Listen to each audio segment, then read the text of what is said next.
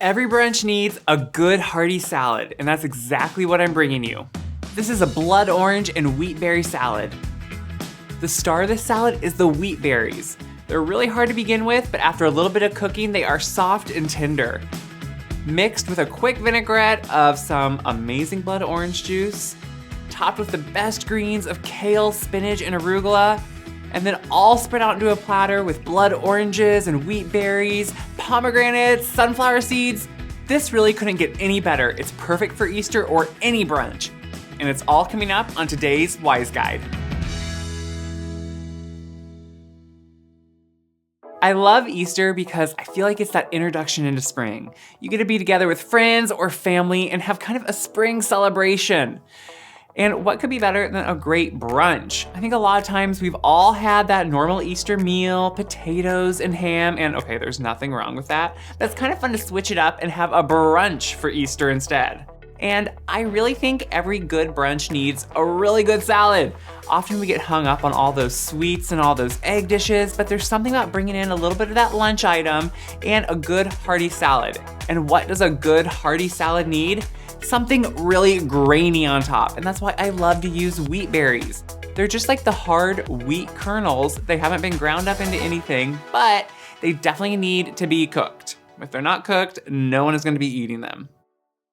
So to get started, you want to cook your wheat berries.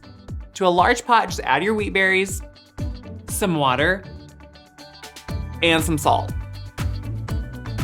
Bring that to a boil and then just let it simmer. Once the wheat berries have cooked and are soft and tender, you can just remove them from the stove, drain them, and let them cool on the side. That liquid has done its job, so once it's cool, just discard it. While those are cooling off, you can just get your dressing ready.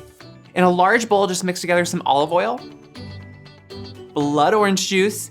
Yeah, you could use regular orange juice, but blood oranges are still in season. It's kind of getting towards the end, but you can still find them available. Not only do I love that color, I mean, it's that deep, beautiful kind of red and orange color, but it also has a really good pungent flavor. But if not, orange juice works perfectly. Juice them right into the olive oil. Add a little bit of Dijon mustard. Every good dressing needs a little bit of mustard. It really helps it all emulsify together. Some champagne vinegar. I really like the light flavor that champagne vinegar has. Some salt and pepper. Just whisk that together until it's completely combined and it should be somewhat emulsified. Once the dressing's ready, you can just set it aside and move on. And then we're just gonna get our greens ready and put them right on top. First, the kale. I like to use this dinosaur or Lasianto kale. I just think it is a better kale to use. I really like how it holds up and is tender enough to eat. Take it right off the stems because the ribs are a little bit too hard and they are not fun to chew. Once all that is taken off the ribs, you can just chop it up into small pieces. I like to put the kale in first because if it sits on the dressing a little bit, it won't break down that quickly. We all know how sturdy kale is. Once the kale is on there, you can just add your spinach. I like to use the baby spinach, that way it's not too big of leaves. And then the arugula. I love the pepperiness arugula has. It just really adds that great flavor and it's just, yeah, it's delicious. And it has a good texture too. On top of your greens, you can put some fresh mint. I don't really chop this up, I just take the leaves off. I like to leave them whole so every so often you get a big hit of mint when you're taking a bite. Just take them all off the stems. The stems can be kind of gross to bite into, so just keep adding that mint. Once the mint is in there, you can just slice up your green onions. They have a lighter flavor than regular onions, so they're not too strong. Just chop off all those roots and then just slice them. I like to do it on a diagonal, but any way you do it's great. Add them right on top of all the greens and then just mix it together. Okay, if you're like me, you always pick too small a bowl and it's kind of hard to mix, but you get the picture. Once that is all mixed, you can put it right into a large platter. I love to serve salads on platters because, well, they're beautiful. They lay it out a lot better and you get a lot more of the toppings on the surface area. Toppings are important. Once your greens are right on that platter, you can just put a big, thick ribbon of wheat berries down the center. The wheat berries are kind of the star of the texture show here. They're gonna really add that great little kind of chewiness and nuttiness, so put a big swath of them right down the middle. Next, you can just get your oranges ready. Yes, the juice is in the vinaigrette, so yeah, you're getting the flavor, but you want people to really see and have a really strong taste of what is in there.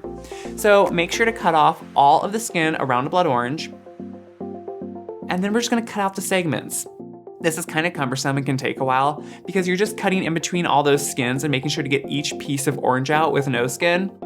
It does take a while. Yeah, it's a lot of work, but it's totally worth it. That way when you bite in, you're not getting any of that gross pith or skin. Once your oranges are segmented, you can just throw them right onto the salad. You can arrange it any way you want to. I like to kind of put them around the edge. There's really no right or wrong here. Then I like to add some pomegranate arils. That's just like this little center seeds of the pomegranate. They have all that juice in them and a little bit of crunch in the middle with that seed, and they're beautiful. If you can't get whole pomegranates anymore, which I kind of hoard them around Christmas time because they keep forever in the fridge, which, okay, I'm guessing you don't do that. So you can buy them already ready to go. That way you don't have to clean them. I like to use a lot of them because they have not only beautiful color, but a really great flavor too. To finish this off, I want even more crunch with the sunflower seeds. I love a little bit of sunflower seed. It's roasted, it has some salt on it, so it really adds a great texture element. And then some crumbled feta cheese. I love feta cheese. I love it on everything, especially on a salad. If you're not a huge feta fan, you could totally go with a goat cheese here or something different, but feta adds a great briny punch. When it's all set together, you can put a few fresh mint leaves on top if you want to garnish, but this is ready to go. It is beautiful, it is extremely spring-like with these colors, and it is perfect for an Easter day brunch.